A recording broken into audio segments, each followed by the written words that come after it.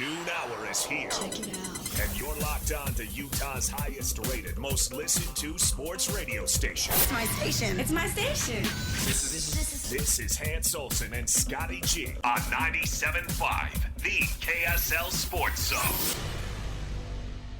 Hey, let's get it, folks. Hans and Scotty, 97.5, the KSL Sports Zone. It is a Wednesday, which means it's a Cougar preview show day. At 1 o'clock, we'll transition into BYU chat and do nothing but talk BYU football for those 2 hours. Coming up here in just a moment, though, we'll talk a little college hoops.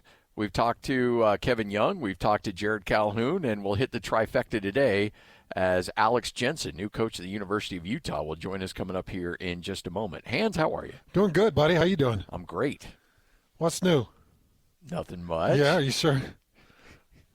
What you got today at 3? Why don't you share with our listeners?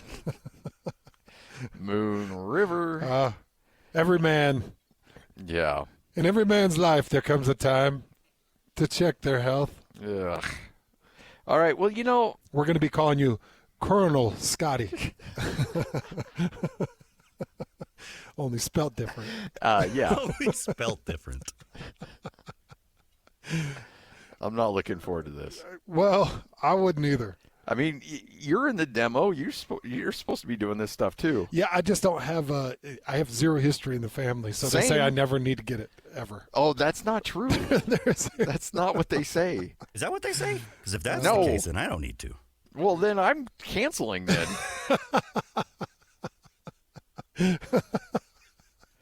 My doctor, my primary care physician, is a listener. Yeah. And one really good dude, really great guy, and he has been hounding me on this forever. He's like, "You got to do this," and I'm like, "Sure." And then 6 months later, he's like, "You didn't do it." And I'm like, "I know." He's like, "You're of the age, you got to do it." Oh man. I don't know if he's getting like little subsidies on the side from the from the group or something, but he's like, no, these guys like to save people's lives. That's what happens. They're like, oh, we found something, we've got to remove it. We saved your life. "We found a polyp." Until Amanda trains to become a physician, I don't think I'm getting it done. And once my wife gets the certificate, When she gets those 10 years of medical maybe med school under her belt. Maybe. But even then, I don't know, man. That's a rough one. I've heard that the whole emptying process is the worst. Yeah. And so if you look, I have to leave the show at 2 o'clock today, and you know how much I hate leaving shows. Yeah, I know. I mean, I was supposed to take the whole day off, but I'm gonna work the whole first 2 hours With maybe 2 or 3 minute intervals. There might be some moments where I might need to depart for a second. Oh man, that's funny.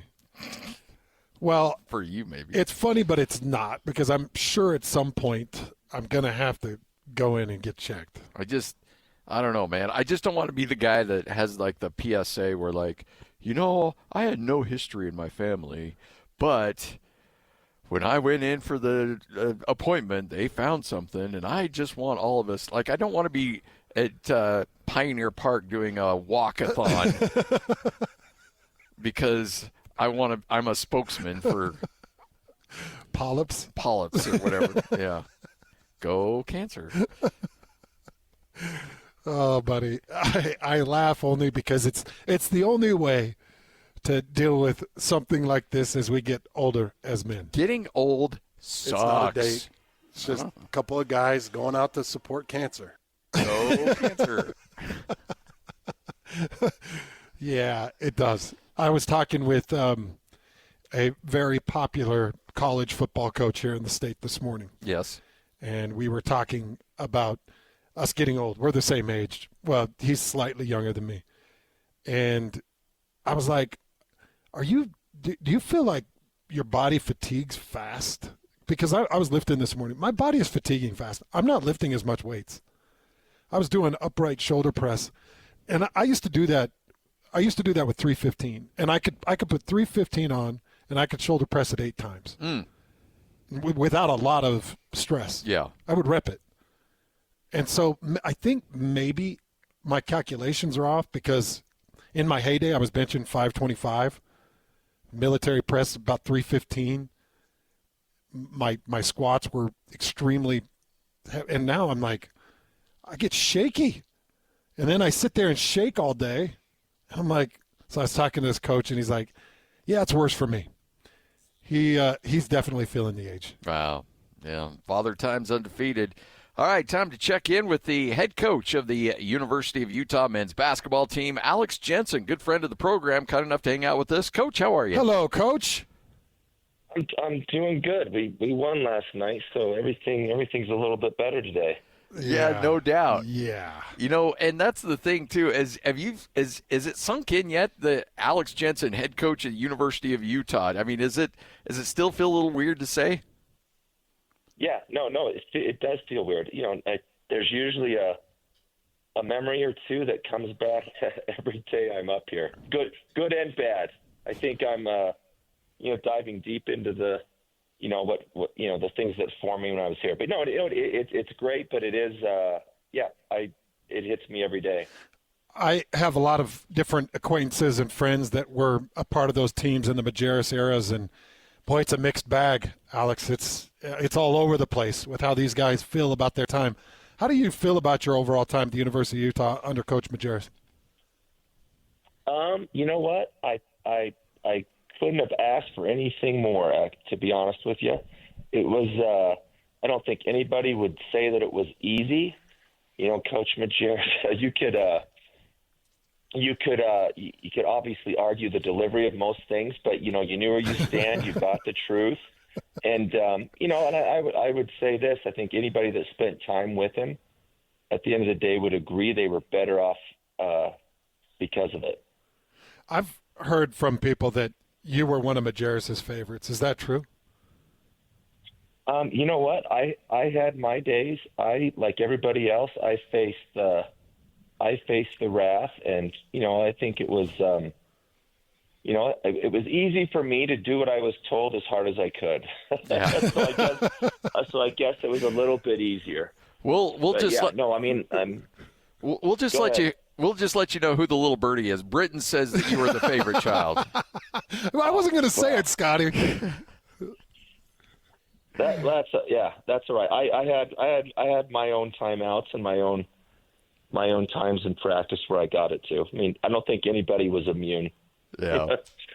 All right, so big win last night. You knock off Holy Cross, and a big performance from Terrence Brown. It's still so early in the year, and a new team that you're bringing together. How do you feel like the trajectory in terms of chemistry is where is where you want? Is it where you want it to be, or has it still got a long way to go? You know what? I think it's getting better.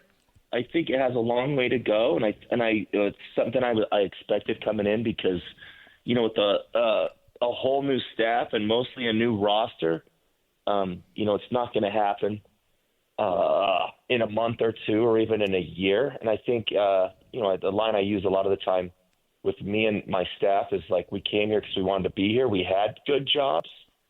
And so like the decisions we make aren't to win, next week or the next month, but to get better and build it and hopefully get it back to where it has been for decades, where you're good for a long time.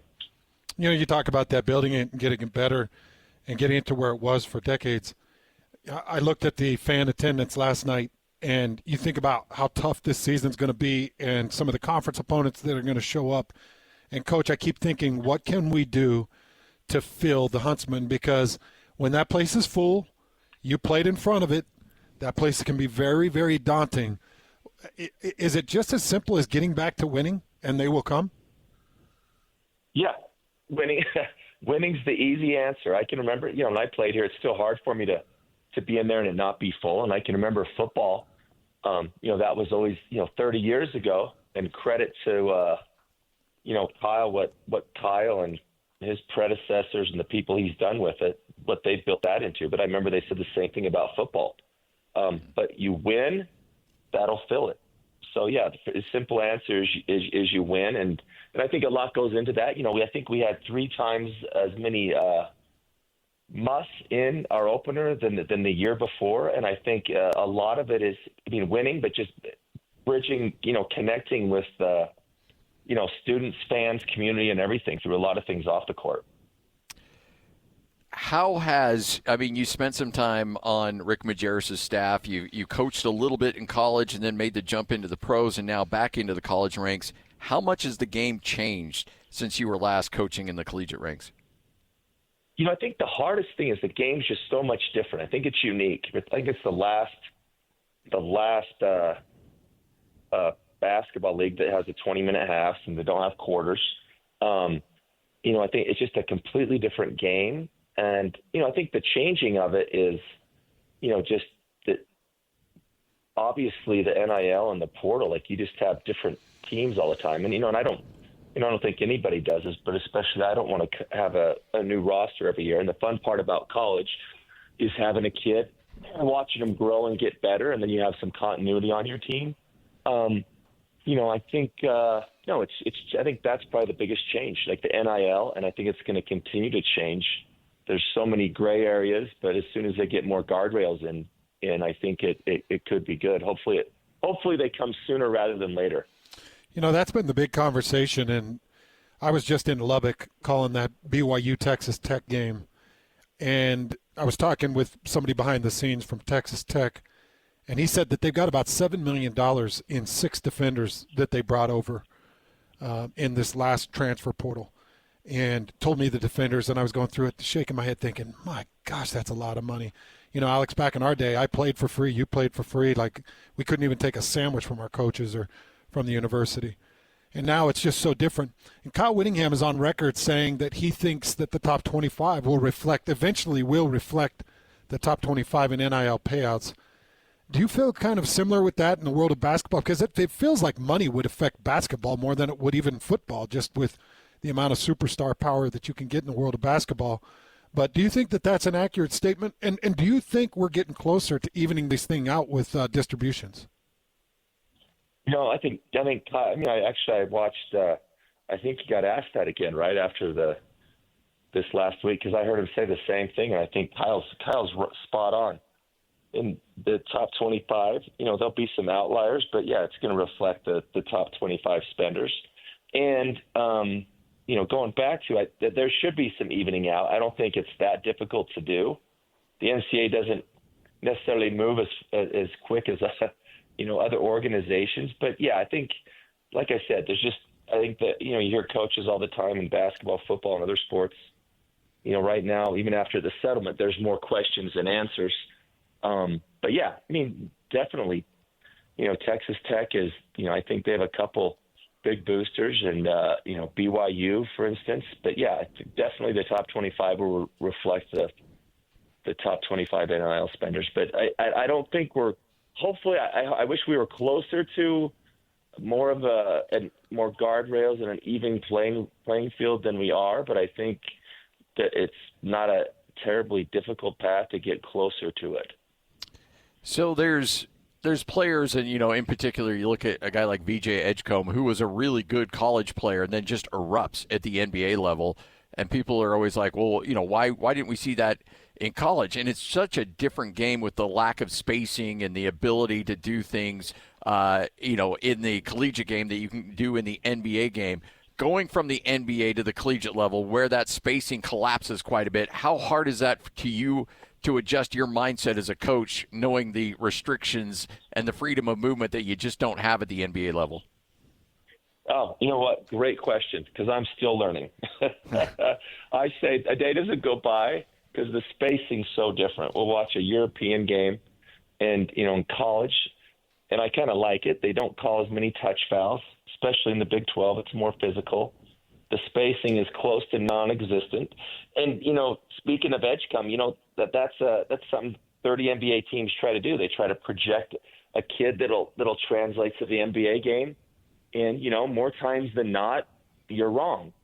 And so, there's kind of a guessing game. There's, certain things you look for, but it's actually been kind of fun. And I think it'll be an ongoing process for me to try to figure out the spacing, because the game, I say it every day, the college game is very different than the NBA game. And there'll be players. It's just like Europe. There'll be a player that's really good in college. His game doesn't translate to the NBA, maybe because of size or shooting or something like that. Same thing going to Europe or not. But in Edgecombe, I haven't seen a lot of him, but I think he's probably a good example. And then there's also the big point of getting drafted in the right team, good timing, and things of that nature. Look at Sam Merrill. You know what? Yeah. Be going to Cleveland. Perfect team for him at the right time, and it's worked out well for both sides. Coach, I was going through your roster, and I was actually going through all of our in-state rosters, and I found it really interesting where you go everything from here at the University of Utah. I got everything from Finland to Senegal to Taipei, Washington, D.C. You go to England, Germany, Mali, and you don't see Utah on the roster. And I know you love this state. I know you love the talent in this state. Ideally, how much Utah do you want to recruit? How much Utah are you maybe interested in getting on your roster? And kind of help me through. Like the international recruiting is complete insanity compared to when I was in college or you were in college. Yeah, and I took the job, and I knew, I finished up in Dallas, and the portal. So the portal is kind of madness, and I do want to recruit the state, and I think any in-state school, if you look back at their success, they've done it with in-state kids. This is going in any sport, going back decades. I think it was one for me. I think learning the space, learning the players. I mean, there's new high schools that I feels like I learn of a new high school or a prep school every day. But, we do have Keanu Dawes, who's a local kid, and we have Jackson Johnson and David Katoa coming back from missions. But, I think definitely want to get the best players in the state. And I think, just with the money, there's a lot of money for players to make and their agents and the in-between people. So I think that's had a lot to do with the explosion from, Africa and Europe, because I think there's a huge explosion in Europe, kids that didn't necessarily want to come to college. But when they talk about the money that they could possibly make, it's hard to turn down. When you look at the landscape of college basketball and where it's at right now and what it's developing into, when you jump in a big way in the best basketball conference in the country, in the Big 12. Have you spent a lot of time really looking at individual teams in the Big 12, or is it just, hey, let's get through game by game and then we'll start game scouting on these guys when they pop up on the schedule? It's one thing I wish I had more time to do. I've spent as much time as I can, but the Big 12, I would put up. Yeah, I think you're right. I don't think there's a better conference. Great coaches, very well supported programs, and it's physical. Just looking what Coach Sanders has done at Houston I think it's his 13th year, starting from pretty much scratch. Again, hopefully my goal is at some point where I can spend most of my time doing basketball. But I think building a program, like I talked about, the connection with with the university, the administration, the community. I think it's camps, it's the relationships, getting the right people on staff, and hopefully you get to a place where it runs smooth and I can spend more of my time with that. But I wasn't naive coming into it. I know building a program is like the great Ed Reed said about football, on the field's easy. It's all the stuff off the field. So until you have that stuff in place, it's hard to be successful on the court or field. Last thing for me, Coach. You've had 3 games. You were talking about learning about this team. Nice win over San Jose State. A good overtime win against Weber State. Then the win against Holy Cross. And you were talking about kind of learning and adjusting and figuring things out. As you've gone through 3 games and getting ready for Sam Houston coming up this weekend, what is the identity of this Runnin Utes team? Great question. And, I think we before this season, one of our better players, Babacar Faye, got hurt and he's out for the year. So then we changed. We have a fifth-year senior, James Okonkwo, who's missed the first 3 games. And then his first game will be against Sam Houston. So to answer that identity question, I think it'll be an ever-evolving one. But I think we got better in all 3 games. I don't think we played great against Weber, and we were fortunate enough to win. But I think I look back on the history of just basketball in Utah. You go to the Jazz or the Utes, just unheralded players that overachieve, that the fans love. If you play hard, you dive on the floor, and I think the fans here, I would say this if I didn't have this job, they just appreciate that. If you do that, you don't win a championship every year, they'll still come out and support and love you. So I think the identity on it, the team I'm trying to say, is it's not about one person. It's kind of about the group. And I think, that's always a battle to get everybody to buy into that and to play like that. But just a tough team that fans in Utah have, appreciate how the effort they give and that they enjoy watching and makes them proud.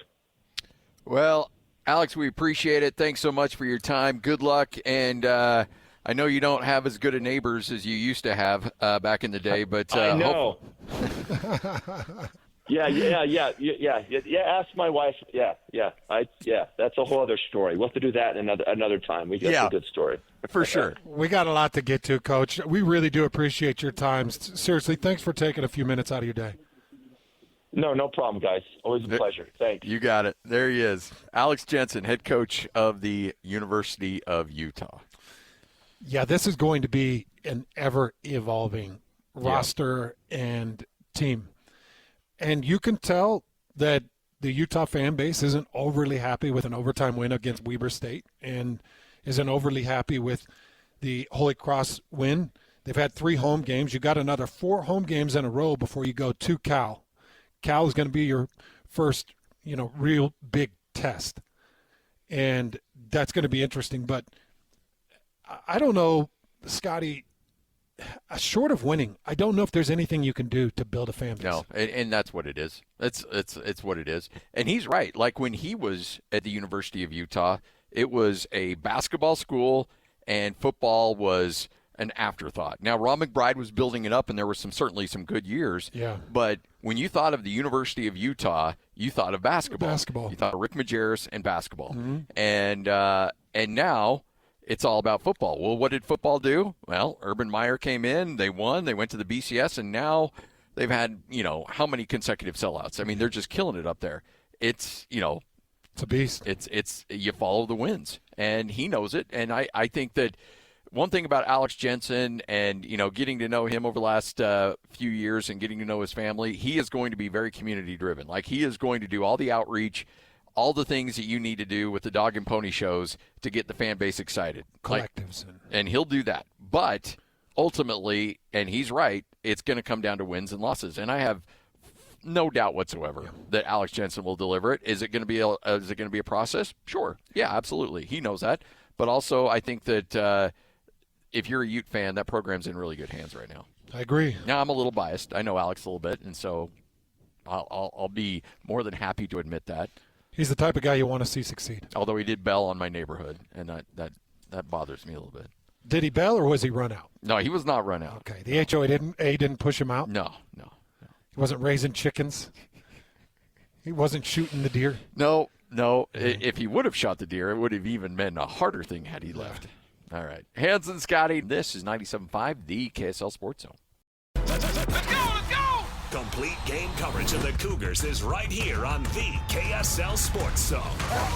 The Cougars return home for a battle against TCU. Your home for the best coverage of Cougar football is right here on 97.5, the KSL Sports Zone.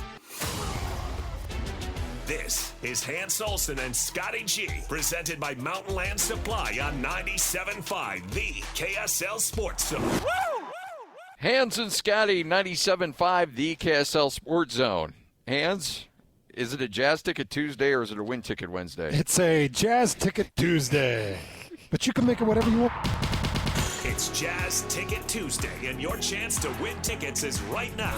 Call this number now. Call this number now. Be caller number 12 at 801-575-ZONE. 801-575-ZONE. And you'll be on your way to Delta Center to see the Utah Jazz. He fires the three. He hits. Oh, don't do me like that. This is 97.5, the KSL Sports Zone.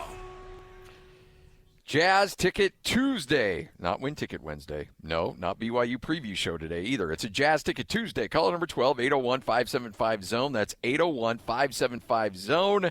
And you'll win a pair of tickets to see the Jazz and the Atlanta Hawks on Thursday at the Delta Center.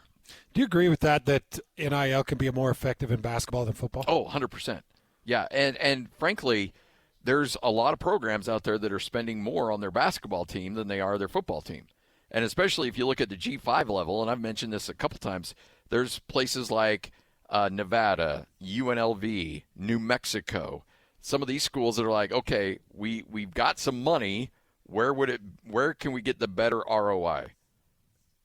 15 guys on basketball or 100 guys in football. And they're going to go, no, let's go all in on basketball. And there are a lot of programs out there that are saying, okay, let's spend, like, there was a team that I want to say, who is it? All right, well, I won't tell you who it is, but it's a lower to mid-level West Coast Conference team. Not Gonzaga, not St. Mary's. Okay. And they've got a $5 million roster. Wow. Mid-level. Mid-level. Jeez. $5 million. $5 million. And they're losing Gonzaga, too. The West Coast Conference is going to be interesting when they lose Gonzaga. And I think it's going to float into obscurity. There's some smoke out there that St. Mary's might be on their way out, too. I have not confirmed that. But to the new Pac-12? Or or somewhere else.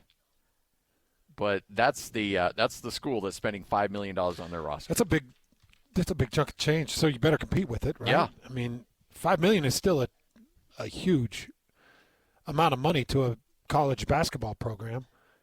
When we were talking to Alex Jensen, I was talking to an individual about those 6 players on the Texas Tech defense alone. 6 transfer players, they're talking about $7 million for 6 of them.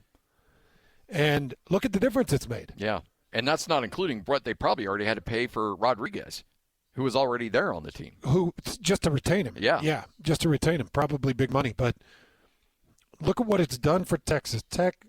Look at the future for Texas Tech. Now the recruiting and NIL and people moving in. You know, I feel like Texas Tech could be potent for a long time. They could be a really good team for a long time.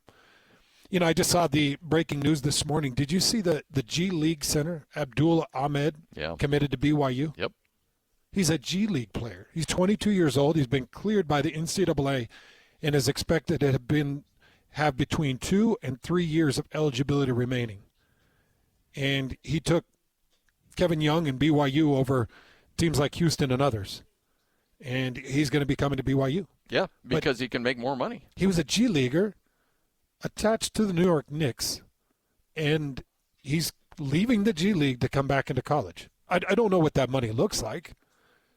G League does not pay well. No, G League is miserable. But the development in the G League is said to be better and more acquainted to the NBA game.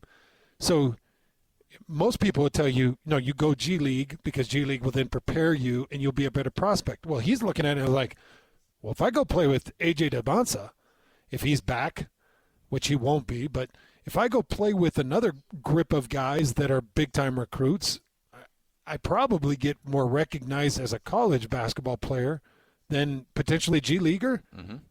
Or is he saying to himself, I'm probably not an NBA guy, so let me just go jump into this. I'll go make money in college and then see what the European game wants me. I think that could be 100% it, because these guys are making next to nothing in the G League.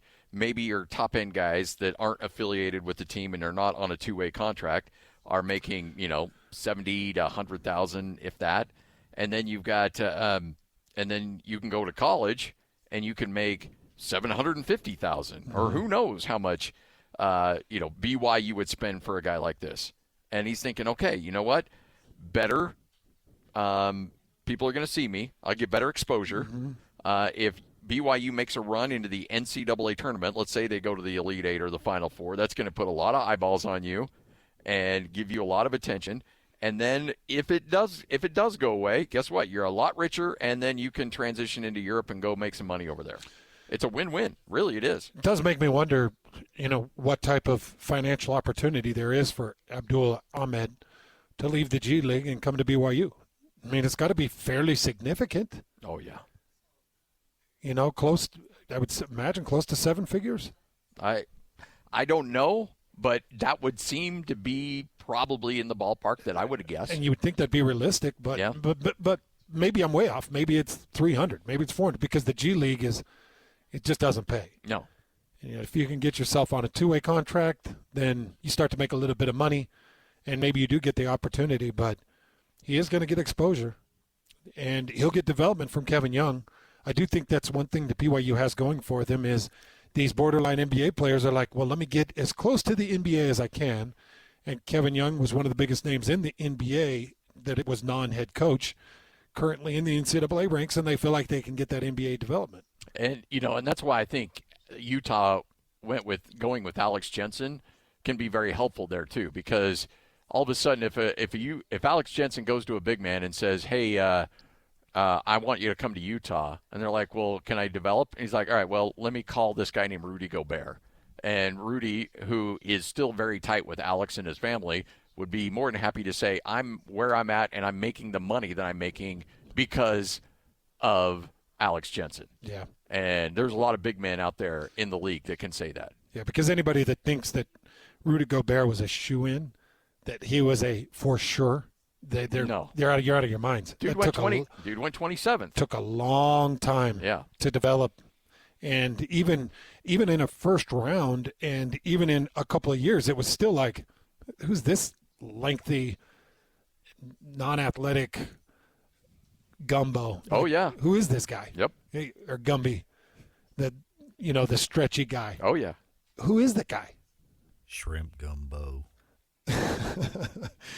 But I did have a conversation. This, just to the point of college players being paid. I had a conversation with somebody that was talking about a college player here in the state that is making a lot of money and was kind of an NFL projected player. And it's not as sure of a draft class, and I'm trying to be careful, of a draft class for second or third or fourth or even fifth or maybe even sixth now. And so this player is now thinking, wait a second, I'm not going to go do the NFL thing. I'm going to stay here in college. Mm-hmm. And the college is thinking, wait a second, that kind of wasn't the plan. We want you to go. We might need you to move on. And I think that, now we're going to be in some really crazy conversations. Wow. There will be players that are going to take massive haircuts. Yeah. They are going to have to take a big pay cut because there was all this projection, and then it was like, oh, wait, I want to stick around. It's like, okay, that's fine. Well, let's talk about what that looks like. Yes, because with the new $21 million, people are going to have to go backwards quite a bit. Yeah, so there is kind of a restricted number. And by the way, the more I find out about it, you got the 21 in distribution, but you still have the NIL opportunities. Oh, yeah, no, you can shell game the heck out of this thing. And, I was talking with an individual about that, and they said, going back old school, back when NCAA came up with this concept of you can't even take a sandwich from a coach. The NCAA had to do that because uncles were giving, $5 million sandwiches to kids. Yes.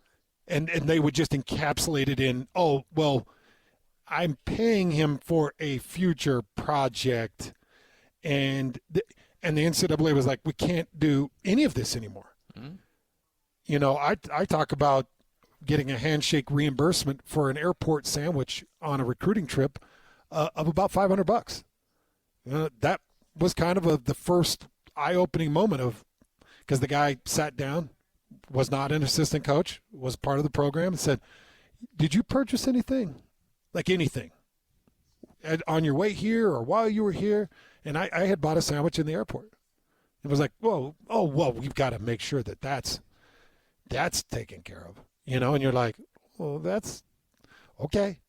They find a way to build it into this thing. So, yeah, it's a $21 million distribution with NIL attachments. And I know they're saying NIL has to be approved. They've got this approval committee. Yeah. For those of you that aren't now familiar. So colleges are now going to be paying out about $21 million to all their athletic programs. They have $21 million total. They have to allocate percentages to different programs. And then they've got an NIL opportunity. You have to submit those opportunities to this committee that says yes or no. Now, you were telling me that there have been some of those that have been denied. Oh, at first, most of them were. There was an in-state school that had about 95% of their deals rejected. And so they had to go back and rework them and make the language the way it needed to be. They were rejecting them right and left early on because they said, nope, that's not going to work, that's not going to work, that's not going to work. And so they went back and had to change contracts and things like that. And now things on the up and up. But you're right. Cheaters are going to cheat. They're going to cheat. Yeah. And you know what always ends up happening with committees?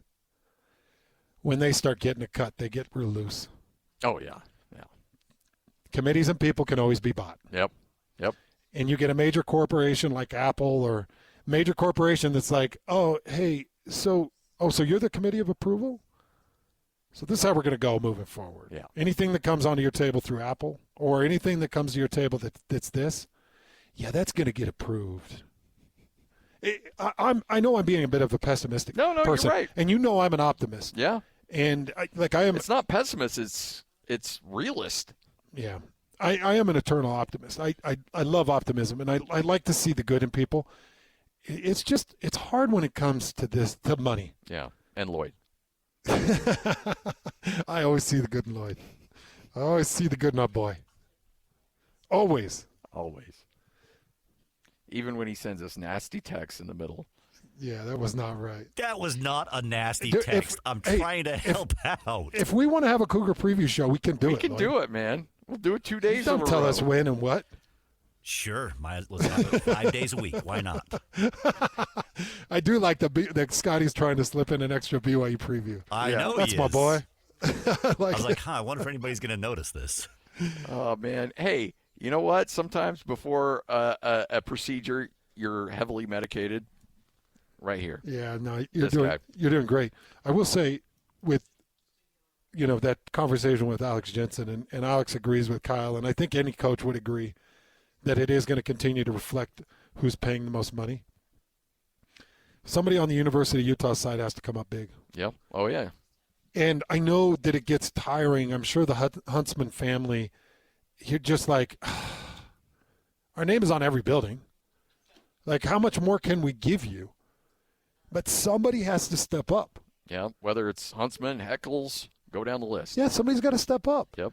Look, Texas Tech had this one former player billionaire stepped up. Mm-hmm. And he's in the oil business. And he said, I'm a multi-billionaire. What's $50 million off the top of my line, whatever. Yeah. My top end. It's nothing. Yeah. So here's $50 million. Go do the best with it. Yeah. Well, somebody's going to trump that. Eventually, 50's not going to cut it. And they're going to come back to him. It's actually 75 this year. Here's 75. I made that in about 2 months off of my interest. Yeah. Let's go. And I can write it off my taxes. Utah has to find this guy. Yeah. BYU's got him. And I don't even know who it is.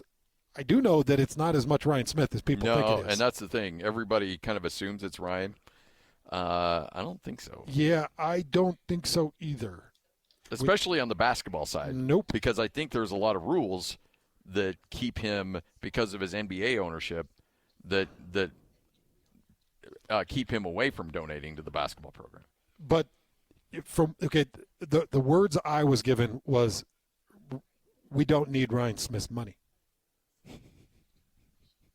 Yeah. BYU's got money. Hey, there's a lot of billionaire BYU fans out there. Utah fans, Utah alum, Utah billionaires, step up, man. Yeah. Alex is the right guy.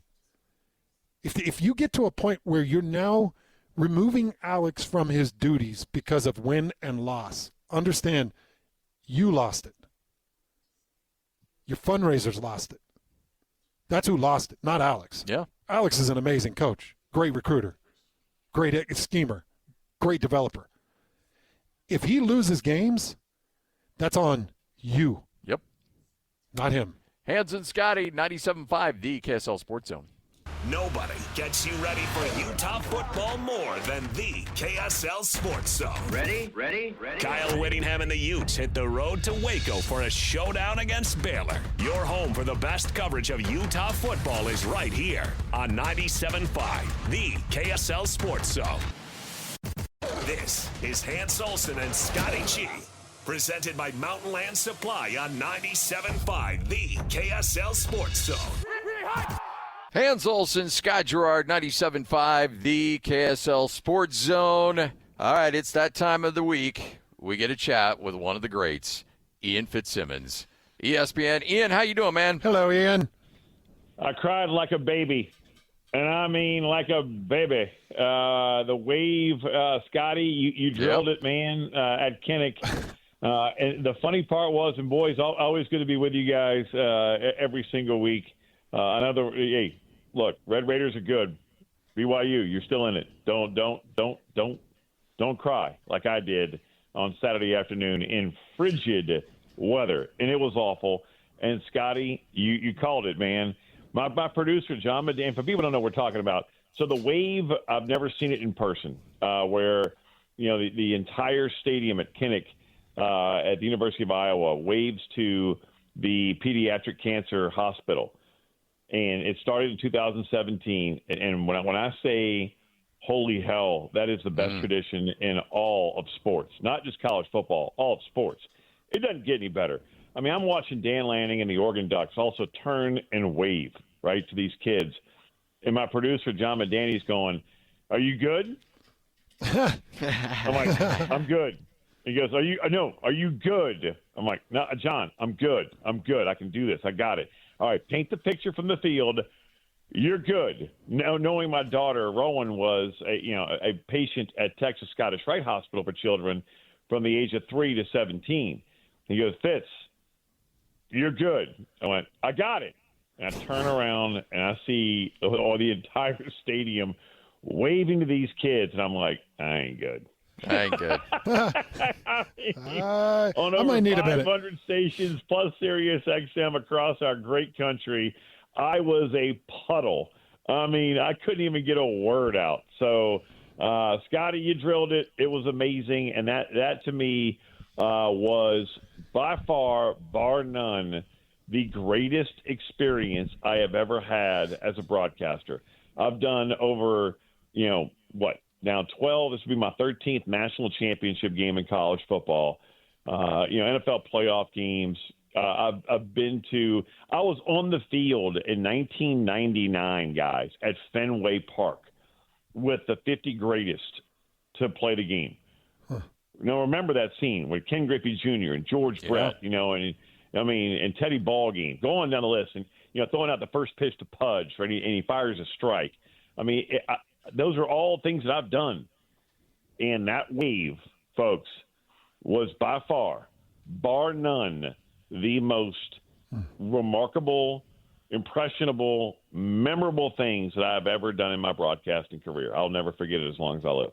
Yeah, if you get a chance to go to Iowa, folks, it is worth it. And just for that, as much as I've talked about it, as much as Ian's talking about it, we're both underselling it on how emotional 100%. It is. Yeah. And Scotty, you warned me, man, Hans, and so did you. You guys warned me, and I'm like, come on, man, I got this. No, I didn't have it. I was far from having it. When I say a puddle of tears, and I couldn't the moment I said my daughter's name, I'm like, that's it, I'm done. And Mark Kestisher, the great play-by-play voice, and NBA fans out there with the Utah Jazz, Kesty. I mean, his golden pipes. He goes, Ian, the moment you invoked your daughter's name, I knew you were done. Well, I'm glad you had a good experience, Ian. That's amazing. Oh, amazing. Amazing. And you had a hell of a game, too. Oregon found a way to get it done. You know what? And that's what's crazy, guys, is that if people were saying, "Oh, it was an ugly game." No, that to me, and hands, you've had your hand down the dirt. That to me was a beautiful game. It was 35 degrees. Can we not, by the way, football gods, can we not just drop it 3 more degrees and let it snow instead of that freezing rain? That's the worst. 10 to 15 mile an hour winds. It doesn't get, as a player, broadcaster, coach, I don't give it, photog, it is awful.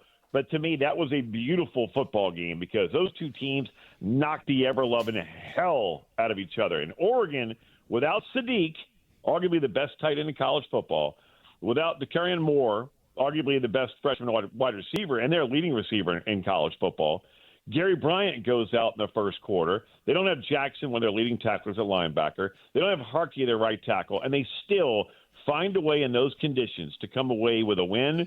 Man, Oregon impressed the ever-loving hell out of me. That was a heck of a football game. And then if you think it was ugly, you just don't appreciate ball because 18-16 and the way those two teams knocked the ever-loving hell out of each other, hell yeah. Sign me up for that every week. All right, Ian, I want you to climb into the heads of the CFP. AP drops their poll. BYU number 12, Utah number 15. Texas Tech finds themselves at 8. Get into the CFP's mind. How do they rank these 3 Big 12 teams after what happened this weekend? Well, first of all, let me start with BYU and talking to Joey McGuire, head coach of Texas Tech, just last night on ESPN Radio. Joey was beyond over-the-top complimentary of BYU, saying that the score didn't really dictate how close that game was. So that's number one. You watch to me, tonight, it's not about 1, 2, 3, or 4. It's about 10, 11, 12, 13, 14, 15, those 5 slots. And if you're a BYU fan, if you're a Utah fan, you are this week massive, and I do mean massive, Alabama fans, because you want Oklahoma gone with a 3rd loss. You are also huge Pittsburgh fans over Notre Dame. Why? Notre Dame, get them out of there with a 3rd loss. You are now fans of other teams. And when it comes to the committee, I am fascinated, Hans, to see how they do handle those last 5 spots. It's, I think BYU belongs. I think Utah is right there in belonging. But in Texas Tech, folks, is legit. I mean, from the edges led by Bailey to when Baron Morton's healthy, man, they will get after your ass. So that's a heck of a football team. But for me, I don't think the top 4 change, and it really doesn't matter even if they did because they're getting the bye and you're at home. To me, everything is about 10 through 15. And right now, I'd still have BYU in. I'd have Utah still on the outside looking in, and that's why Utes fans, and it pains me to say it, because you all know how much I feel about and what I feel about Kyle Whittingham and Morgan Scalley and that entire staff. That is this is one where I promise you are huge Oklahoma fans and you are rooting against Notre Dame. Ian Fitzsimmons joining us right here on 97.5, the KSL Sports Zone. So you got Baylor and TCU, the 2 opponents for Utah and BYU this week. What do you see out of those 2 teams, and what can Utes and Cougars fans expect this weekend? I'm still stunned. I had Baylor in week 2. Now, obviously, teams change, but I'm still amazed at how Dave Aranda doesn't have them playing better defense. I mean, he is a brilliant defensive mind. For people who may not remember, he was a defensive coordinator. Well, I mean, heck, he was out there at Utah State with you guys, right? Oh, yeah. So you know him well, but you go back to, he was the architect of that LSU defense, in 2019 when they went undefeated and beat, what was it? And I'm going off the top of my head here. I think it was 9 top 25 teams that year and going undefeated with Joe Burrow. Well, that defense, Joe Burrow and Jamar Chase and Justin Jefferson and Clyde Edwards-Helaire, they overshadowed that defense that Dave Aranda orchestrated. And I'm very surprised that this Baylor team is not better defensively. TCU with Sonny Dykes, man, they'll get after you too. It's not a gimme, but I did love seeing that BYU is a 4.5-point favorite. And I don't know if there's a number out right now on Utah-Baylor. I haven't seen it. I know they were waiting for, I guess it was a couple injuries with Baylor. And I don't know if that number has posted yet. I may have missed it yesterday. But, when Utah coming down to Baylor this time of year, at least it's not like it was, what was it 2 years ago when they came down and it was like 130 on the field. The conditions will be a hell of a lot better. But to me, the bigger challenge, and I like Utah over Baylor, the challenge is BYU at TCU. That is a very underrated, underappreciated TCU team. And Hans, I'm pretty sure you probably already watched some film on them. Mm-hmm. They'll get after you, man, and they are legit. Sonny Dykes can coach them up. So, but having them be coming off Texas Tech and having to come back down here, is that game at BYU? Yeah, it is. Okay, so you're home. Oh, that's so much better. So you're not having to come back. That's one where I can't emphasize how big that is, and that goes to part why BYU is a 4.5-point favorite. But like Sonny Dykes' squad, they'll get after you, and they are very, very underrated. I'm wondering, Ian, just with TCU's loss last weekend and kind of taking them out of the conference championship race, does that demotivate them? Does that make them softer, or does that tick them off and make them more dangerous? I'm going to go with the latter. Just knowing Coach Dykes as long as I have, he's going to have his guys ready to go. They just because you're pretty much eliminated from the Big 12 championship. Which, by the way, how great is this stretch run going to be? I mean, come on, guys. Oh yeah, as good as it gets. I mean, let's go, man. I mean, who rises and who falls? Tortilla heads. You got red. You got blue. I mean, come on, man. This is going to be absolutely awesome. But I can promise you this: any Sonny Dykes head coached football team is going to bring everything they've got. So just because they're eliminated doesn't mean that they aren't going to try and play spoiler. And they still have, I mean, I know the bowl games for a lot of people are not what they used to be, but again, you're also looking at film don't lie. And these guys are always one to put good film out there. And if you don't think Sonny Dykes is not drilling that into his team's head, film does not lie. Meaning, hey, boys, if one of you is thinking about hitting the portal, film don't lie. NFL, film don't lie. And, oh, by the way, you don't want to embarrass mama and daddy on the field because film don't lie. So bring everything you got and some passion behind your pads. I can promise you that's what TCU is going to do. Ohio State still your number one team, but Indiana continues to do their thing, and I don't know if I've ever seen a better catch in sports, period, than what we saw in that Indiana game. Cooper, Scotty, yeah. The presence of mind to keep the right foot up, right, and drag the left toe. Come on, bro. I mean, that was beyond impressive. But going back to the CFP, I don't expect a big change in 1, 2, 3, or 4. And even if they do flip flop, whether it's A&M, who I had this week, in Indiana, or even Alabama over A&M. Think about this: Texas A&M and their 9 wins.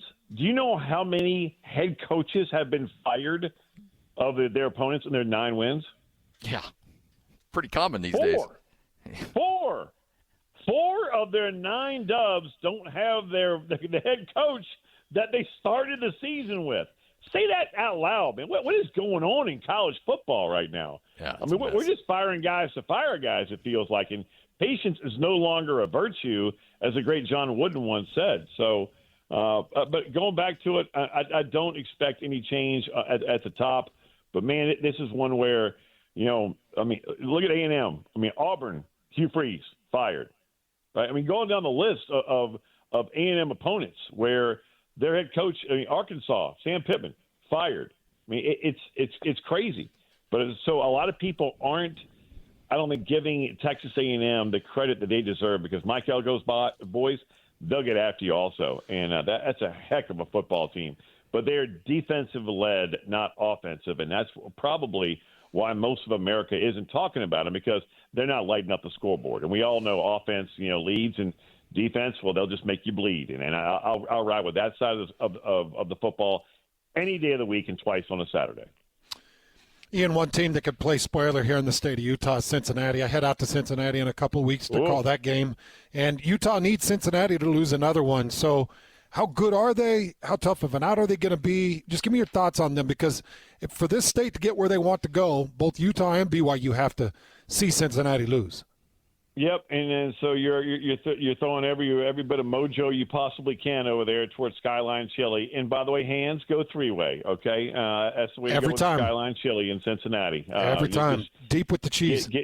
Yes, my guy right there, man. Let's just get a three-point stance and fire off and get filthy fat. Cincy's good, and this whole thing was started by Luke Fickell years ago, which that's another surprise that Wisconsin said, you know what, we're not punting on Luke Fickell.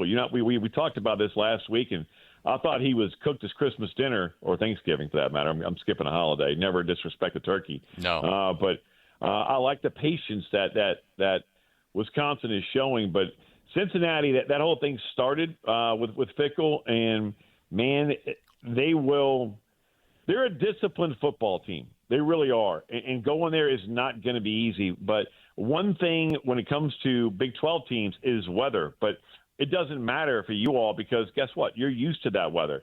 It's kind of like where Oregon and Iowa, where I was last week, everyone was talking about, well, this is typical Iowa football. Well, what the hell do you think's going on in Eugene, Oregon in November? Yeah. And it ain't freaking sunshine and daffodils. So, that's one of the biggest advantages that Cincinnati has, and you ain't got to worry about it. So I like their chances. Hey, we missed you a couple of weeks ago because you had to take care of some business with the procedure. Rooter, that's the name. Guess what? I'm an hour and a half away from the same thing. No. Yeah, he is. Yeah. He is. He's leaving here in a few minutes. An hour and a half from right now procedure, or hour and a half from starting that awful drip? No, from the procedure. Drip? I'm already knee deep in the drink, man. How the hell are you working right now? Well, let's just say there's been a few times Hans has had to bring us out of break. Let's just say that. We also have the plastic sheets on the chair. Yes. Folks, when I say, and if you've never had a colonoscopy, and this is my first one 3 weeks ago, when I say handrails and a seatbelt, and you have that red button that the president might hit, right, in global thermonuclear war, yeah, you're hitting that sucker about every 45 minutes. So, Scotty, I don't know how you're doing a radio show while every now and then it just hits you, folks. Oh, yeah. Like, oh, yeah. Hang on. Hold up.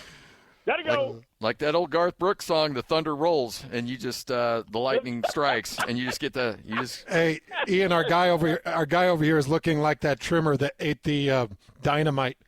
If you watch the movie Trimmers. So wrong. I mean, but look, folks. One, get checked. It's so worth it for peace of mind. I don't know about that right now. Cancer-free. Yeah. It is, but once you're done, it's the best nap ever. Like, Scotty, have you ever had one? No. This is number one, man. Okay. I mean, so when the anesthesiologist tells you, all right, count back from 10, I promise you, I'll give you all the money in my bank account, which ain't a lot, but I'll give it to you if you make it to number 7, because you ain't going to. You got no chance. Well, the next thing you know, when you're laying down, you're on your left side, and the nurse is like, all right, just relax. Here we go. And then 10, 9, goodbye. Nice. You're gone. I'm looking you're forward gone, to that. and you wake up, and you're like, oh, and the doc's coming to give you your eval. So there you go. Ian, you're the best, man. Appreciate it. I cannot believe that you are actually on the air. Don't make him laugh, Ian. Don't make him laugh. No, I want to. It's all about the content, right? Me naked right now. Go. Oh, jeez. Now he's got it coming out both ends. Oh, man. I'll see you, boys. See you, man. Ian. Oh, the great Ian Fitzsimmons, ESPN, right here on 97.5, the KSL Sports Zone. Love that dude. Yeah, he's great. So he went through the CFP. Yes. And he said that, and when he says, I think BYU's in and Utah's just on the outside, that means 12-13. Yeah. Yep.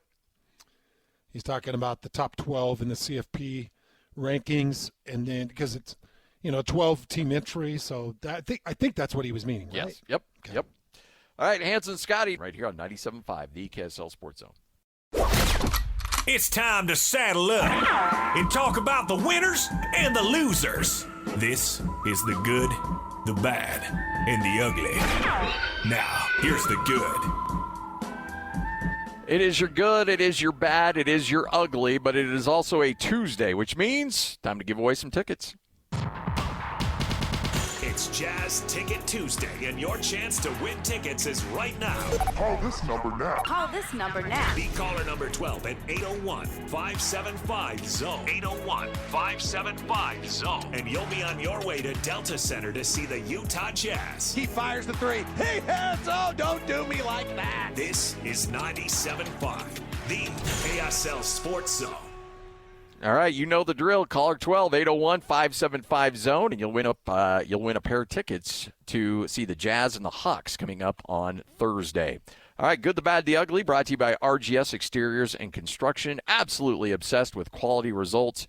Last night, Hans, I wanted to put this on the bad or ugly, but I think, you know what, Cade Cunningham has had himself a great start to the season in terms of total points scored. He had 46 last night in an overtime game, also 12 rebounds, 11 assists, and 5 steals. He's good. So you see that number, you're like, wow. Well, those 46 points came on 45 shots. Not the most efficient day out there. It's a heavy dose. His 31 missed shots are the most by a player in a game since the 1976-77 merger. Is that right? The last player to miss that many shots was Rick Barry in 1967 when he went 17 of 50 from the field. How many missed? 30 what? So last night, Cunningham was 14 of 46. So 34 missed. Yeah. Yep. He became the second player to join the Pistons with a 40-point triple-double, including Isaiah Thomas. That's great. But he also went 2 of 11 from the three-point range. But here's the kicker. This is what got him over the top. He was 16 of 18 from the free throw line. That's his 12th career double-double. Previous high in the NBA season was 32 field goal attempts done by 3 players. But, yeah, he hosted up 45 shots, the most field goal attempts in the NBA by a mile this season. So there's some good. By the way, Cunningham had the second worst field goal percentage in a triple-double, 31%. You know who had the worst field goal percentage in a triple-double? James Harden, who shot 20% back in 2019. Well, I want my superstars taking the shots. Yep. Yeah, and watching Ace Bailey do his thing. That, by the way, the Euro step back, beautiful. That fall back shot that's a la Dirk Nowitzki that hit. That reverse dunk. And splashed. The reverse dunk late. Yeah. Was that like a minute left or something? Yeah. The reverse dunk was beautiful. Like he's doing things. And I get it. From what I understand, he's going to be starting, right? He started last night, yeah. So no, starting moving forward. Yeah, I assume so, yeah. What I would hope is, and I know you got to be careful because you don't want to ruin somebody. But, man, I'd love to just see the stars get the minutes. And I want to see the young stars grow and develop. And you've got to find a Donovan Mitchell. You've got to find something that's lightning in a bottle. And I would never tell Will Hardy how to coach, ever. He's doing what he feels is necessary to do. And 100%, go do what you deem necessary. But, man, I would love a Cade Cunningham. Oh, yeah. Fine, you take 45 shots. They're all electric. They're all interesting. And maybe one night you'll miss 34 of them. Maybe one night you'll hit 34 of them. Yeah, it doesn't bother me, honestly. And Donovan Mitchell was that way. I remember you called him a Costco shooter, whatever, year 2 or year 3. Yeah, buys him in bulk.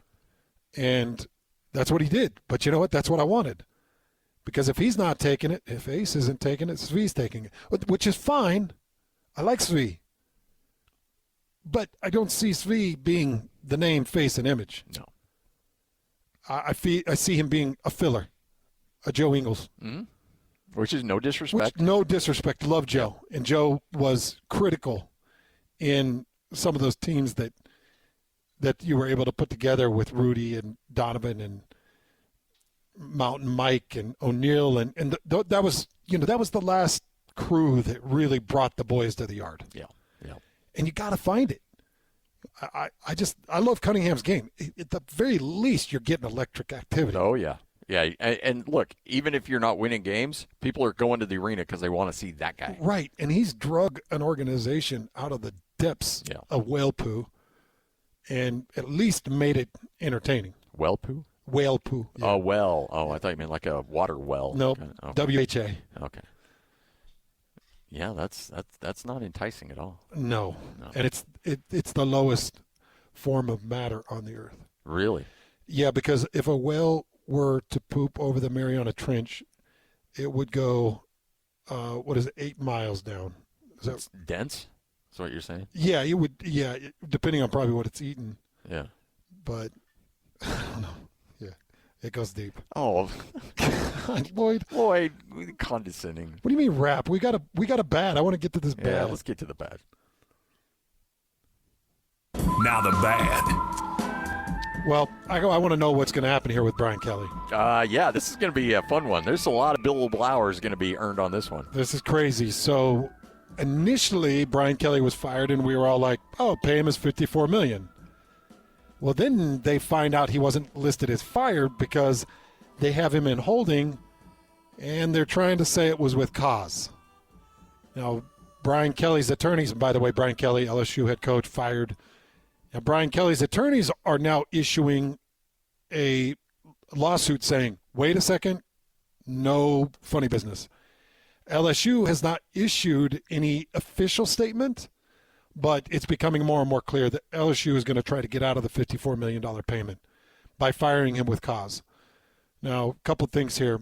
According to the copy of the suit, it says LSU's representatives had a call with Coach Kelly's representatives where LSU took the position that Coach Kelly had not been formally terminated and informed Coach Kelly's representatives for the very first time that LSU believed there were grounds for termination for cause that existed. Now, here's what Kelly's contract includes. It says, for cause termination, material and substantial NCAA rule violations, being convicted of a felony or any crime involving gambling, drugs, or alcohol, or engaging in serious misconduct which either displays a continual or serious disrespect for the mission of LSU or constitutes moral corruption. Well, that last one's a little vague. You could say he said an inappropriate joke at the office, and that's moral. That's the thing. You got to be really specific when you're writing these contracts. Now, imagine being a coach. Yeah. And you're like, okay, I got fired. Team sucked. I suck. I'm awkward. I came up with some southern drawl when I was showing up. Yeah. Whatever. The dude has danced in weird videos. And yeah, it's horrible. He's been a nightmare from the jump for LSU. Imagine being him and you're like, oh, $54 million to sit at home? Great. Awesome. Fire me. Let's go. Now you're sitting at home and they're like, yeah, you're not getting the official termination clauses here. And you're like, huh. And then your attorney calls and says, hey, coach, they're going for cause. So we're going to need you to get your phone and your laptop. We're going to need to see everything you've done. Is there going to be cause here? Yeah. Brian? Are we going to get some type of alert of some violation? And imagine being him and having to be upfront and honest and just be like, yeah, you're gonna see some things. We're gonna have to cover some bodies up. Yeah. And really what LSU is doing is just trying to slow the process down and to get to the point where Kelly gets just impatient, goes, fine, give me 30. And they're like, all right, we're good. Like, they're just trying to come to a number. It's just, frankly, a negotiating ploy. But And it seems like everybody does come to a number, right? Yeah, they'll come to a number. Well, we've got a situation that's going on right here in the state of Utah with the former Utah State coach. Correct? Oh, yeah. Blake Anderson, still in the middle of it with Utah State, yeah. It's not fun. Nope. All right, Hans and Scotty, 97.5, the KSL Sports Zone. Take a quick break. Watch a little whole world news coming up next right here on the Zone. Go! It's time to span the globe for the hard-hitting news you care about. Well, not really. But hey, at least we found it interesting. This is Whole World News on 97.5, the KSL Sports Zone. We've got the whole world in our hands. You got the whole world in our hands. We've got the whole. It's another edition of Whole World News right here on 97.5, the KSL Sports Zone. Oh, man, are you ready for this? Yes. I'm a little bit worried because Melissa's got the headset on and she's going to have to hear this and probably have to hear Lloyd's opinion on this. We apologize in advance. So a gentleman who had a great marriage, fantastic marriage, donated a kidney, I believe it is, to his wife. Mm-hmm. And this is what's preceded. Oh, I know this. Marriage that focuses on a kidney rather than the heart. Tonight, the story of a New York doctor demanding his estranged wife pay him $1.5 million as payback for the kidney he donated to save her life. CBS 2's Jennifer McLogan reports. Part of the litigation, we are asking for the value of the kidney that he gave his wife. In theory, we actually asked for the return of the kidney. Dr. Richard Batista, Cornell grad, is a prominent Long Island vascular surgeon, father of 3, married to a nurse. His wife, Donnell, went into renal failure in 2001. She was my wife. My priority was to save her life. Save a life for herself, save the life for the future of our children, and hopefully, with that in mind, keep the marriage alive. Dr. Batista said he was one of only 700,000 whose kidney was a match. When I donated, the next day I was on my feet, going down the hallway to go visit her in the adjoining room. There is no greater feeling in this planet. To this day, I would still do it again. Dr. Batista works at Nassau University Medical Center. His story of risk and sacrifice taking on a sensational twist, the doctor demanding back his kidney or $1.5 million in compensation after claims his wife denied him access to their children, had an affair, and sent him packing from their $1 million Massapequa home. There's no deeper pain that you can ever express with betrayal from somebody who you loved and devoted your whole life to. And I saved a life. So far, wife Donnell Batista and her attorney have not commented publicly on the battle for her kidney. Doctors we spoke with say such an operation is unethical and nearly impossible. On Long Island, Jennifer McLogan, CBS 2 News. Georgetown University's Kennedy Institute of... All right. Well, Kyle Whittingham would like it either way. Yeah. Oh, he'll give Give me that kidney. You know what? Yeah. Attaboy. So you think if she cheated on him and she's keeping his kids from him, now granted, there's probably two sides to every story here, but then obviously you're not ripping the kidney out. I mean, that's not happening. But pay the man his money. If there is proof of those two things, yes, infidelity and her keeping the kids from him, then she owes him. Yep. I don't think that's how the law will see it. The court will see it. As far as it being taken from her, you can't do that. There's actually laws in place that you can't take an organ that you donated back. So that was one thing that I found Taking them all back. This is mine. Well, then my you're dream. give me my $1 million home back. It's my dream, my wish. For that price. Yeah. Well, Lloyd, to your point, I think we all agree, and that's why I don't know how Melissa feels about this as she's had to listen to this whole thing. But I'm not asking for the kidney. I do want compensation. Yeah. Yeah, like you're on the planet. You were able to cheat on me because I gave you the kidney. I gave you that kidney when I thought you were a good person. Yeah.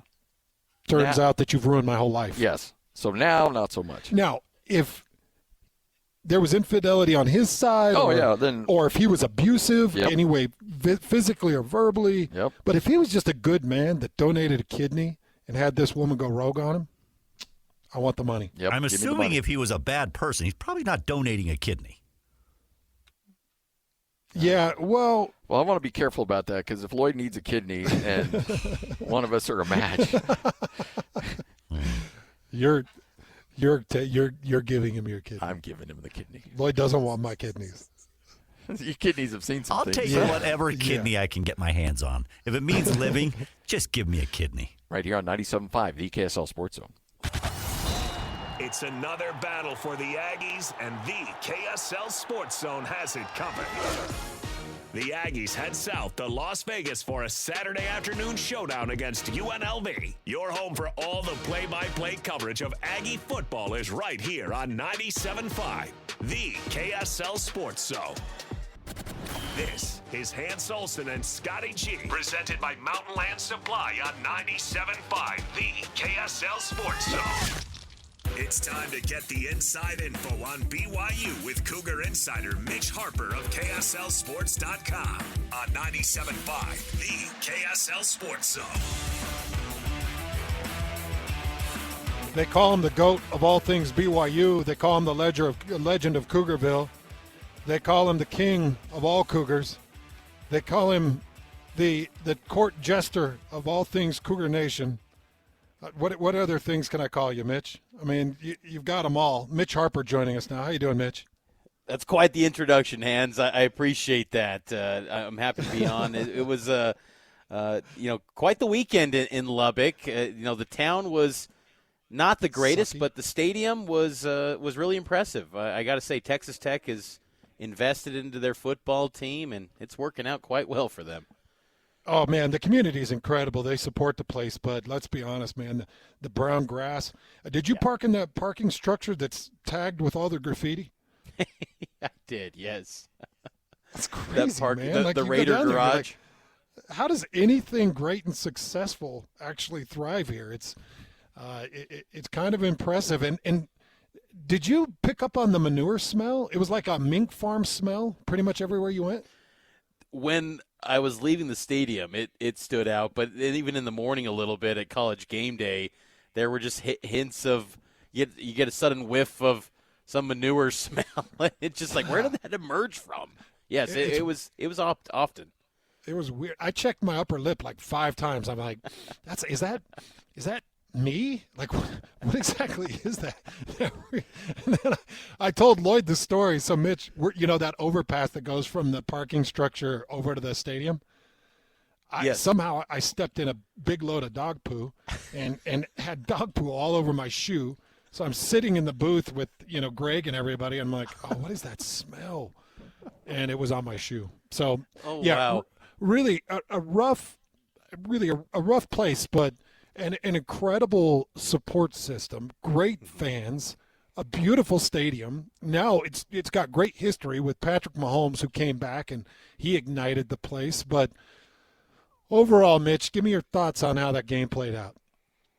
I thought it showed that there's still a pretty big gap between BYU and top 10 teams. And I think one of the big things that I come away with from that game is, the nice thing, whatever happens this year, and obviously BYU's got everything still in front of them with the Big 12 championship game, but they have a program that they have to go chase when it comes to roster construction, because even in revenue sharing era that's going to, go forward this upcoming year in 2026, Texas Tech's not slowing down. They are going to pay at a high level for players, and BYU has to, and other programs in the Big 12, but BYU especially, who's been very well resourced and stepping up at a much greater level than they ever have in their past, they still got to go to a higher level to take down a program like Texas Tech, who's getting some of the best athletes in the country in football and really all their sports. You saw it in that game on Saturday when they had a timeout. They highlighted, Chris Anderson, the basketball player, the star softball player. Her name escapes me right now, but, they're paying a premium. And Texas Tech, it was kind of like a showcase moment of what they're doing and how they're operating with Cody Campbell being the face of it all as far as, rallying the boosters and the donors together, it's working and it's not slowing down. And, they have a chance to maybe be the top dog in the Big 12. And BYU is going to always be a really good team, but I think there's still that pretty big gap between what BYU is investing into its roster and someone like a Texas Tech. So, but I really would be curious to see if BYU could get that rematch with Texas Tech. But a lot's going to have to change, because I thought offensively BYU was at times felt hesitant and scared at times, and a little bit afraid of Texas Tech's defense, which they were dubbing the best since 2023 when they faced Texas. So disappointing effort, I thought, by BYU. The defense showed up, but I think big picture-wise it shows that they got to continue to invest more than ever before to get a type of roster that Texas Tech assembled. All right, let's get into some personnel news here, Mitch. Can you shed any light on Justin Kirkland? Because it feels like that's, to this point, it's kind of the letdown of the year, because he was expected to be such a big piece of that defensive front. Help BYU fans understand what's going on there. Yeah, he's been out since the Utah game, and what's interesting with Kirkland is that he's only played in 4 games this year, and there's a blanket waiver with players that they can appear in postseason games and it doesn't count towards their eligibility. And, could there be a situation where he doesn't play the rest of the regular season, and if you get to a Big 12 championship game, a playoff, or a bowl game, then he could play again, and you could still have the chance to come back, because he has the opportunity, if he was to redshirt, that he could come back next season, because I do believe that this year has been very tough on him. Even when he showed up in the Colorado game, he wasn't full strength, and he's still been dealing with the knee injury that limited him and kept him out of fall camp. And you wonder if that's kind of maybe the thought process there of where things, with 3 games left, it's just tricky, because that interior, the defensive line, outside of Keanu Tanavasa and John Talmoy-Peau, it's very light in terms of depth, because after those two, if you don't have Kirkland and you don't have Anisi Purcell, you're going to Kafusi Pofoke from Weber State, a grad transfer, and then a true freshman in Ulavai Fetuli, who showed some good signs in fall camp. But you're chasing a Big 12 championship game. You need to have your key guys that you can trust snap after snap if they get called upon into action. So it's a difficult spot, and that's going to be one with Kirkland to monitor. But him officially getting removed from the depth chart is never a positive sign, because trends have shown that when BYU does that going into a week, they're not expecting that player to play. If they think there's maybe a chance a player will go, they'll still leave him on the depth chart. But when they're just removed altogether, kind of gives you a sign that they're not expecting that player to play this week. But it leaves still open the opportunity to play in the postseason if, in fact, that's kind of the path where they're thinking maybe a red shirt for Justin Kirkland. It's a heartbreaker, man, because I was really anticipating him and Keanu Tanavasa being the patrollers on the interior. And, Keanu's picking up a lot of double teams. There's no question. I mean, there's a lot of focus put on moving Keanu out of there. But whatever he's at, 15 tackles, 16 tackles, and 1 sack, and a couple of TFLs, you would hope that Keanu could really push in through these next 3 games and be a difference maker. I was hoping that we would call his name 3 or 4 times against Texas Tech and that he'd be an interior nightmare, because you need him to be an interior nightmare. And you're right, Noah Nisi Purcell.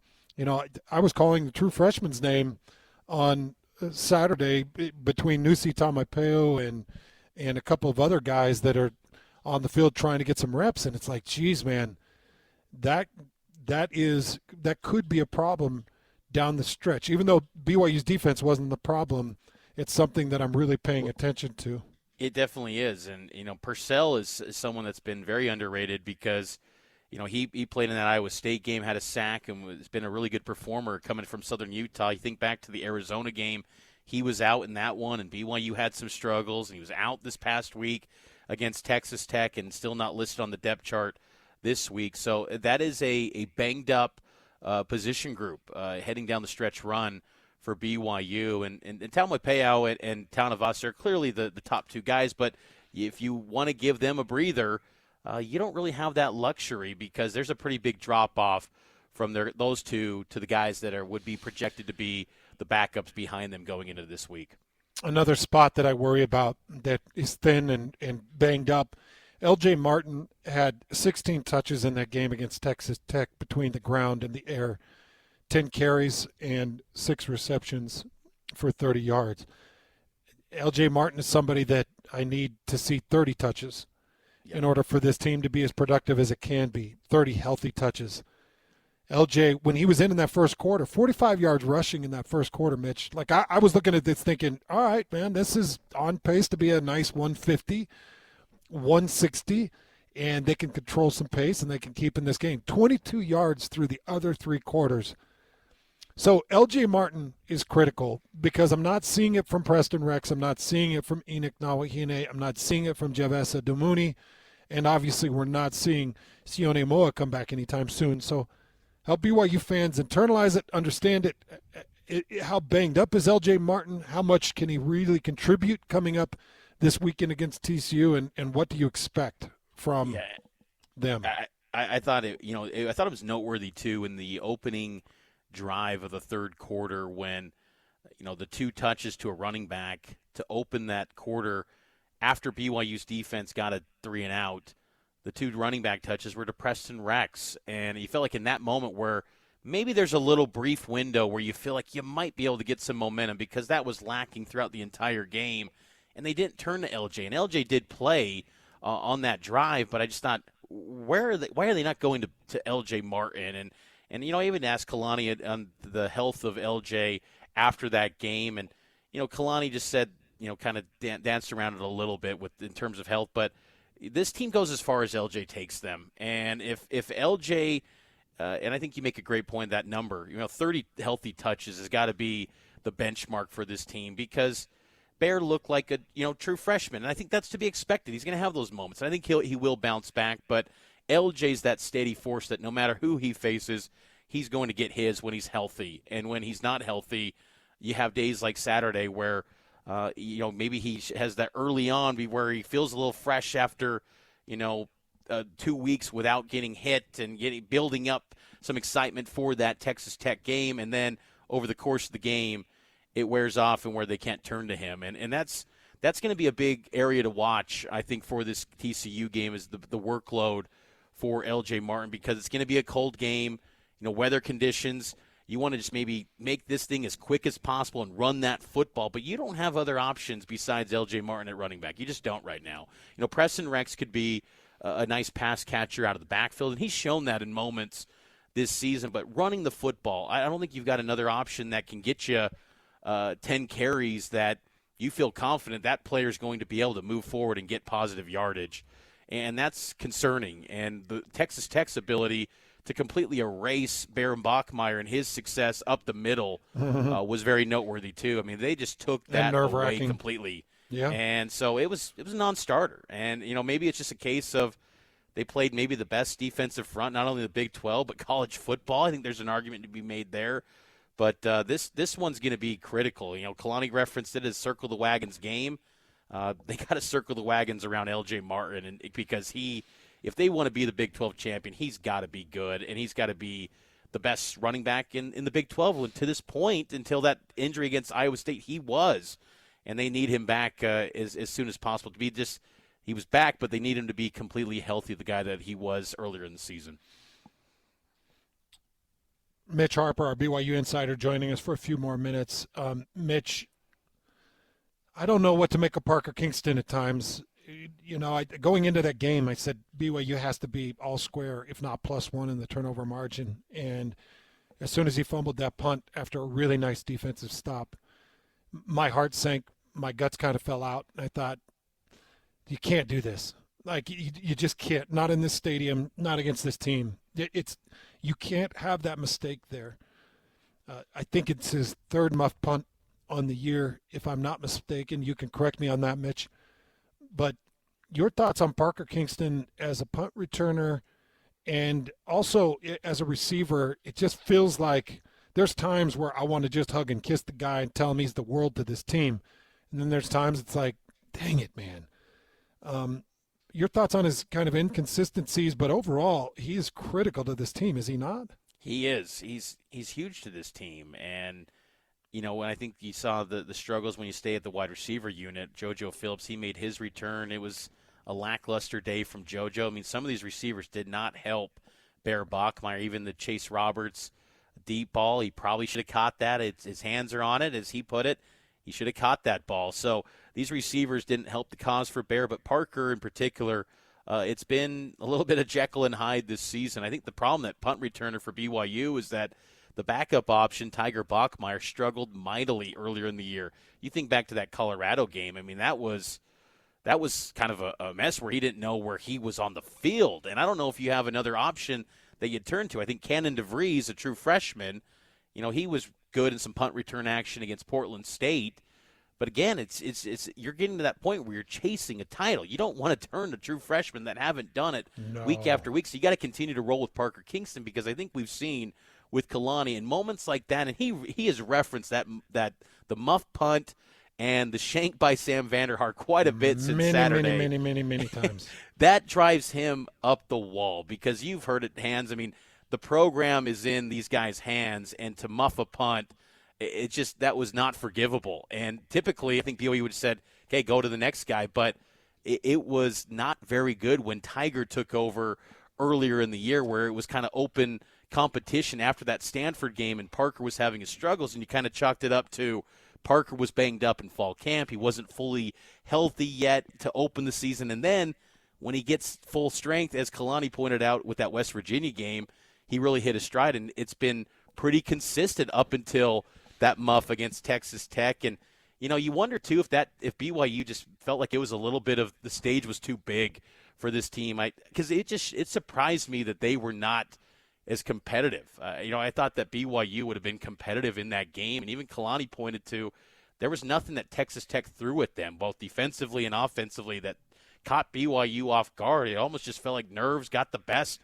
of BYU, which was so surprising, because this team's played and program has played in some really big games the past few years and big opportunities, whereas Tech was the team that was kind of new to the scene and playing in a big game with so much on the line. They hadn't done that in 17 years, so that was disappointing. But I think you got to continue to go with Parker Kingston at punt return and just kind of understand, that's part of the deal with him, because he's far and away their best option at punt returner, and he's one of their best receivers as well in that receiver unit.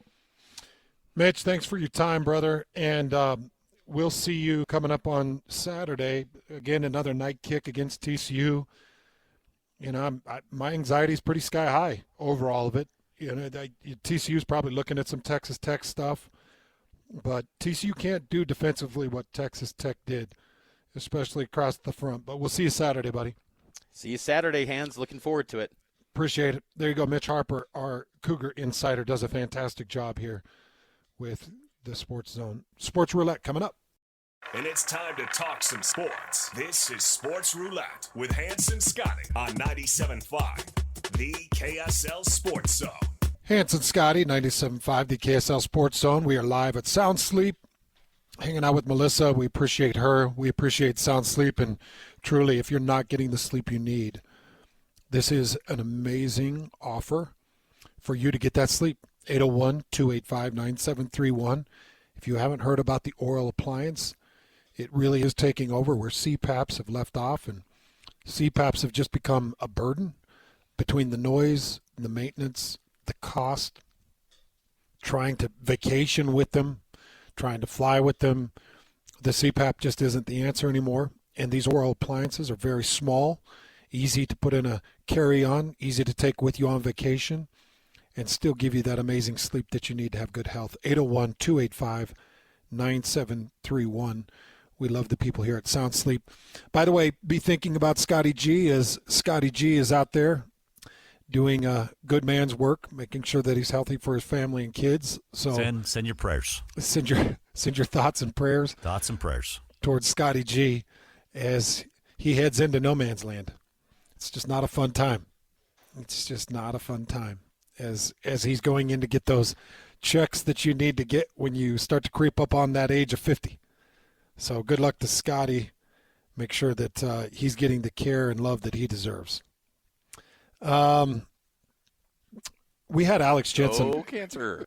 We had Alex Jensen on the show earlier today, and in lieu of Sports Roulette, I just wanted to play a little bit of it because Alex is coming into a tough situation, a very tough conference, and having to rebuild after some down years and a lot of expectations heaped on Alex. And I'm excited to see what Alex can do with the Runnin Utes at the University of Utah. And we got to catch up with him a little bit earlier in the show, and we started by talking to him about feeling kind of strange just hearing Coach Alex Jensen back with the University of Utah. Yeah, no, it does feel weird. There's usually a memory or two that comes back every day I'm up here, good and bad. I think I'm, diving deep into the, what the things that formed me when I was here. But no, it's great, but it is, it hits me every day. I have a lot of different acquaintances and friends that were a part of those teams in the Majerus eras, and boy, it's a mixed bag, Alex. It's all over the place with how these guys feel about their time. How do you feel about your overall time at the University of Utah under Coach Majerus? You know what? I couldn't have asked for anything more, to be honest with you. It was, I don't think anybody would say that it was easy. Coach Majerus, you could obviously argue the delivery of most things, but you knew where you stand, you got the truth. And and I would say this, I think anybody that spent time with him at the end of the day would agree they were better off because of it. I've heard from people that you were one of Majerus's favorites. Is that true? You know what? I had my days. Like everybody else, I faced the wrath, and I think it was it was easy for me to do what I was told as hard as I could. Yeah. so I guess it was a little bit easier. We'll just let you know who the little birdie is. Britton says that you were the favorite child. Well, I wasn't going to say it, Scotty. That's all right. I had my own timeouts and my own times in practice where I got it too. I mean, I don't think anybody was immune. Yeah. All right, so big win last night. You knock off Holy Cross, and a big performance from Terrence Brown. It's still so early in the year, and a new team that you're bringing together. How do you feel like the trajectory in terms of chemistry is where is where you want? Is it where you want it to be, or has it still got a long way to go? You know what? I think it's getting better. I think it has a long way to go, and it's something I expected coming in because, with a whole new staff and mostly a new roster, it's not going to happen in a month or two or even in a year. And I think, the line I use a lot of the time with me and my staff is like, we came here because we wanted to be here. We had good jobs. And so like the decisions we make aren't to win, next week or the next month, but to get better and build it and hopefully get it back to where it has been for decades, where you're good for a long time. You talk about that, building it and getting it better and getting it to where it was for decades. I looked at the fan attendance last night, and you think about how tough this season's going to be and some of the conference opponents that are going to show up. And, Coach, I keep thinking, what can we do to fill the Huntsman? Because when that place is full, you played in front of it, that place can be very, very daunting. Is it just as simple as getting back to winning, and they will come? Yeah, winning's the easy answer. I can remember, when I played here, it's still hard for me to be in there and it not be full. And I can remember football, that was always, 30 years ago. And credit to, Kyle, what Kyle and his predecessors and the people he's done with it, what they've built that into. But I remember they said the same thing about football. But you win, that'll fill it. So, yeah, the simple answer is you win. And I think a lot goes into that. I think we had 3 times as many musts in our opener than the year before. And I think a lot of it is, winning, but just bridging, connecting with, students, fans, community, and everything through a lot of things off the court. You spent some time on Rick Majerus' staff. You coached a little bit in college and then made the jump into the pros and now back into the college ranks. How much has the game changed since you were last coaching in the collegiate ranks? I think the hardest thing is the game's just so much different. I think it's unique. I think it's the last basketball league that has the 20-minute halves and they don't have quarters. I think it's just a completely different game. And, I think the changing of it is, just that obviously the NIL and the portal, like you just have different teams all the time. And, and I don't think anybody does this, but especially I don't want to have a new roster every year. And the fun part about college is having a kid and watching them grow and get better. And then you have some continuity on your team. I think, I think that's probably the biggest change, like the NIL, and I think it's going to continue to change. There's so many gray areas, but as soon as they get more guardrails in, I think it could be good. Hopefully they come sooner rather than later. That's been the big conversation, and I was just in Lubbock calling that BYU Texas Tech game, and I was talking with somebody behind the scenes from Texas Tech, and he said that they've got about $7 million in 6 defenders that they brought over in this last transfer portal, and told me the defenders, and I was going through it, shaking my head thinking, my gosh, that's a lot of money. Alex, back in our day, I played for free, you played for free. Like, we couldn't even take a sandwich from our coaches or from the university. And now it's just so different. And Kyle Whittingham is on record saying that he thinks that the top 25 eventually will reflect the top 25 in NIL payouts. Do you feel kind of similar with that in the world of basketball? Because it feels like money would affect basketball more than it would even football, just with the amount of superstar power that you can get in the world of basketball. But do you think that that's an accurate statement? And do you think we're getting closer to evening this thing out with distributions? I watched. I think he got asked that again right after this last week because I heard him say the same thing, and I think Kyle's spot on. In the top 25, there'll be some outliers, but yeah, it's going to reflect the top 25 spenders. And going back to it, there should be some evening out. I don't think it's that difficult to do. The NCAA doesn't necessarily move as quick as other organizations. But yeah, I think, like I said, I think that, you hear coaches all the time in basketball, football, and other sports, right now, even after the settlement, there's more questions than answers. But yeah, definitely, Texas Tech is, I think they have a couple big boosters and, BYU, for instance. But yeah, definitely the top 25 will reflect the top 25 NIL spenders. But I don't think hopefully, I wish we were closer to more of more guardrails and an even playing field than we are. But I think that it's not a terribly difficult path to get closer to it. So there's players, and in particular, you look at a guy like VJ Edgecombe, who was a really good college player and then just erupts at the NBA level. And people are always like, well, why didn't we see that in college? And it's such a different game with the lack of spacing and the ability to do things, in the collegiate game that you can do in the NBA game. Going from the NBA to the collegiate level where that spacing collapses quite a bit, how hard is that to you to adjust your mindset as a coach, knowing the restrictions and the freedom of movement that you just don't have at the NBA level? Oh, you know what? Great question, because I'm still learning. I say a day doesn't go by because the spacing's so different. We'll watch a European game and, in college, and I kind of like it. They don't call as many touch fouls, especially in the Big 12. It's more physical. The spacing is close to non-existent. And, speaking of Edgecombe, that's something 30 NBA teams try to do. They try to project a kid that'll translate to the NBA game. And, more times than not, you're wrong.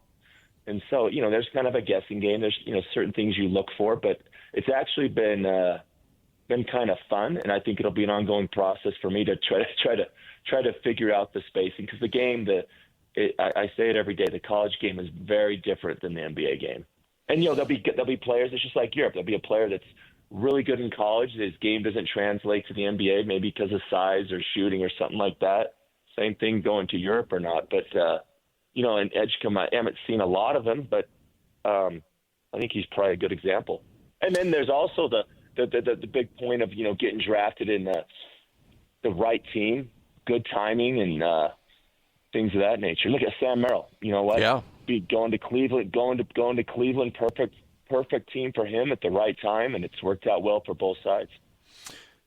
You know, Coach, I was going through your roster, and I was actually going through all of our in-state rosters, and I found it really interesting where you go everything from here at the University of Utah, I got everything from Finland to Senegal to Taipei, Washington, D.C., you go to England, Germany, Mali, and you don't see Utah on the roster.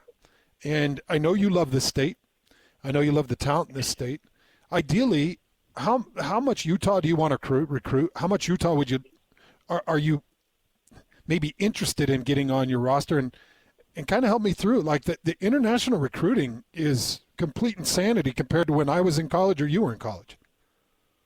Yeah, and I took the job, and I knew, I finished up in Dallas, and the portal, so the portal is kind of madness, and I do want to recruit the state, and I think any in-state school, if you look back at their success, they've done it with in-state kids. This is going in any sport, going back decades. I think it was one for me. I think learning the space, learning the players. I mean, there's new high schools that I feels like I learn of a new high school or a prep school every day. But we do have Keanu Dawes, who's a local kid, and we have Jackson Johnson and David Katoa coming back from missions. But yeah, I think definitely want to get the best players in the state. And I think just with the money, there's a lot of money for players to make and their agents and the in-between people. So I think that's had a lot to do with the explosion from Africa and Europe, because I think there's a huge explosion in Europe, kids that didn't necessarily want to come to college, but when they talk about the money that they could possibly make, it's hard to turn down. There you go, Alex Jensen, head coach at University of Utah, the Runnin Utes men's basketball team. And fantastic interview there. If you want to listen to its entirety, you can go to KSLSports.com, and you can find that full conversation in the archives, the podcast archives. Just great stuff. And right there, just talking about the state of Utah, the way I look at it, great. If you get an AJ DeMonza who happens to be here at the Wasatch Academy doing his thing, and you can recruit an in-state kid that way, it's fantastic. You want to get the kids that can help you. And truth be told, I don't care where you go. I don't care who you recruit. Yeah, it'd be nice to see local kids that are great, that can help you win, stay in state and help you win. But I know one thing for sure. Coaches stay around as long as they win. So recruit the guys that are going to help you win. Basketball is a different beast. Probably more football players in the state that can help you, but the per capita is one thing. When you're looking for basketball players, they're a little bit more non-existent. They're tough to come by. 6'10" dudes that can run a court, shoot a jumper, very tough to come by. So if you got to go buy them out of Africa, out of Europe, out of Australia, out of Asia, wherever you got to go get them. Don't forget they had that pipeline from Australia for quite a while. Yeah, absolutely. Absolutely, going back to the days of Andrew Bogut. So go find the guys that can help you win. And my whole thought on Alex Jensen is give him everything you can possibly give him.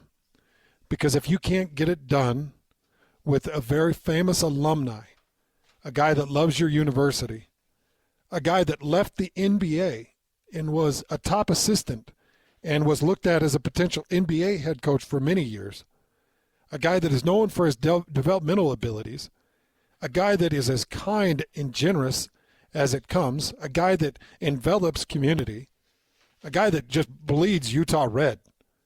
If you can't do it with him, then who are you going to do it with? If you can't get this thing turned around with Alex, then you tell me, give me 5 names that are better than Alex Jensen to come in and get things turned around. And the truth is, I want to see that stadium, the Huntsman, as raucous and as crazy to play in as anywhere in the Big 12, because I love the state of Utah. I love sports in the state of Utah, and I want to see it back. And Lloyd just sent me a tweet thread that was pretty hard to read through from a Utah fan that feels like the fan experience is dwindling. Get the fan experience back. Get the support back. Make sure Alex Jensen has everything he needs and wants to succeed. All right, we'll take a quick break, come back to Sound Sleep Medical and more Hans and Scotty.